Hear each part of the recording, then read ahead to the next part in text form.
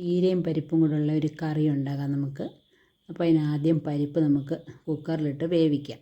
പരിപ്പ് നന്നായിട്ട് കഴുകി ആവശ്യത്തിന് വെള്ളവും കൂടെ ഒഴിച്ച് കുക്കറിൽ ഒരു ഇത്തിരി മഞ്ഞൾപ്പൊടിയും കൂടെ ഇട്ട് നന്നായിട്ട് വേവിക്കുക. ഞാനൊരു ഇത്തിരി എണ്ണയും കൂടെ ഒഴിക്കും, പരിപ്പ് ഒരുപാട് പൊങ്ങി ഇങ്ങനെ പുറത്തേക്ക് വരാതിരിക്കാൻ വേണ്ടി.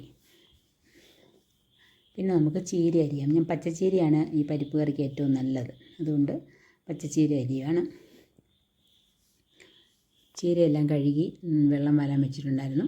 അപ്പോൾ അതെടുത്ത് നമ്മൾ നല്ല പൊടി പൊടിയായിട്ട് അരിഞ്ഞ് മാറ്റി വയ്ക്കുക. പിന്നെ കുറച്ച് തേങ്ങ, ജീരകവും പച്ചമുളകും കൂടെ വെണ്ണ പോലെ അരച്ച് അതും വേറെ എടുത്ത് വയ്ക്കണം. എന്നിട്ട് കുക്കറിൽ പരിപ്പ് വെന്ത് കഴിഞ്ഞ് കുക്കറിൻ്റെ വിസിലൊക്കെ പോയി തുറന്ന് കഴിയുമ്പോൾ അതിലേക്ക് ഈ ചീരയിട്ട് നന്നായിട്ട് തിളയ്ക്കുമ്പം അരച്ച് വെച്ച് അരപ്പൂടെ ചേർത്ത് തിളപ്പിക്കുക. ഒരു തിള വന്നു കഴിയുമ്പോൾ അതിലേക്ക് ചെറിയ ഉള്ളിയും കടുകും കറിവേപ്പിലയും മുളകും എല്ലാം കൂടെ വറുത്തിടുക, ഉപ്പും ചേർക്കുക. ഇത്രയേ ഉള്ളൂ, കറി റെഡിയായി. നല്ല ടേസ്റ്റാണ്. പിന്നെ ലാസ്റ്റ് ഇത്തിരി നെയ്യ് ഒഴിക്കണം, കാരണം പരിപ്പ് കറിക്ക് നെയ്യ് ഒഴിക്കുന്നത് നല്ല ടേസ്റ്റാണ്. പരിപ്പും നെയ്യും കൂടെയല്ലേ നമ്മൾ കഴിക്കുന്നത്. അപ്പോൾ അതും കൂടെ ചേർത്താൽ നല്ല ചപ്പാത്തിക്കോ ചോറിനോ എന്തിനു വേണേൽ കഴിക്കാം. നല്ല സൂപ്പർ കറിയാണ്. എല്ലാവരും ട്രൈ ചെയ്ത് നോക്കണം. Thanks for watching.